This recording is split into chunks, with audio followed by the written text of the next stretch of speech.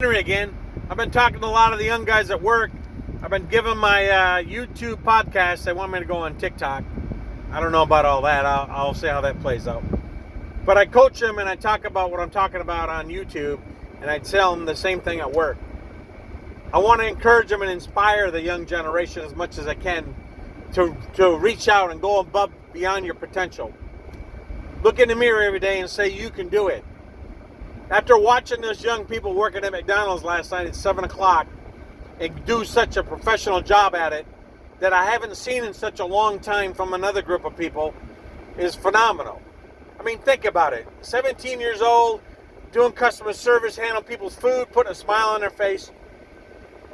That's what our young generation is going to do. We got to coach them as the older generation.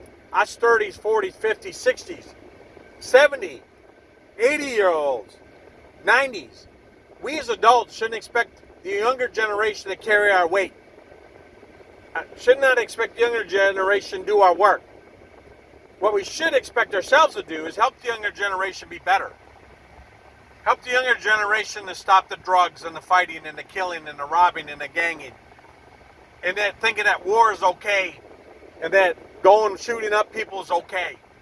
That being mistreated at school is okay. We as older people need to take charge of that and fix it.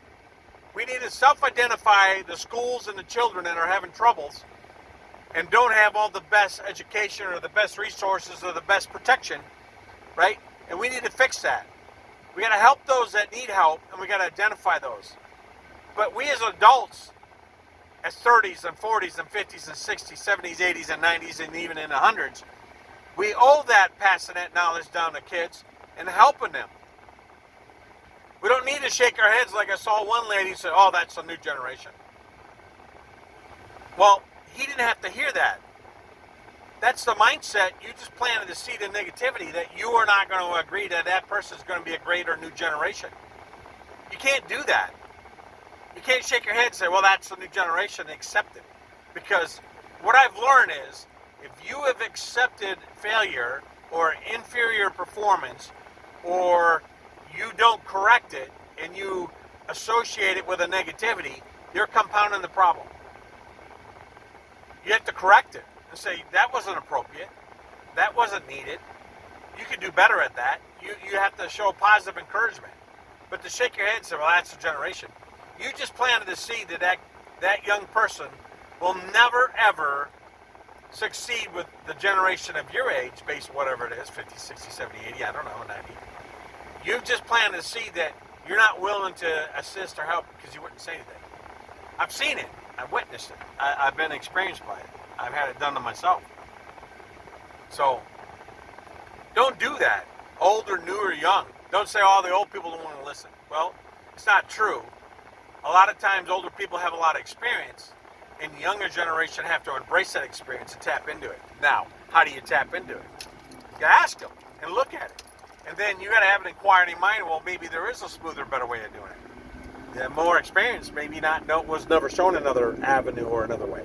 But a lot of times, 9 times out of 10, I've seen younger generations beat up the older generation, then they fight, or vice versa. Or the older generation don't want to listen to the younger generation, or the younger generation think they've already lived and walked it. So my pitch to you is the person, you have to look at the individual and understand their knowledge and experience level. That way you can work your mano a mano and you're not fighting each other. There's some things that people walk that others do not walk, and there are some things that people do that others have not done. But you can learn from each other if you listen. Best thing is to talk it out rationally and not battle over it. Anyways, that's my 2 cents. I'm just rambling on, going home, hoping that I give somebody some kind of positive knowledge of something and they're able to maybe understand what I'm saying. Work together, not against each other. All right, I want everybody to have a good night.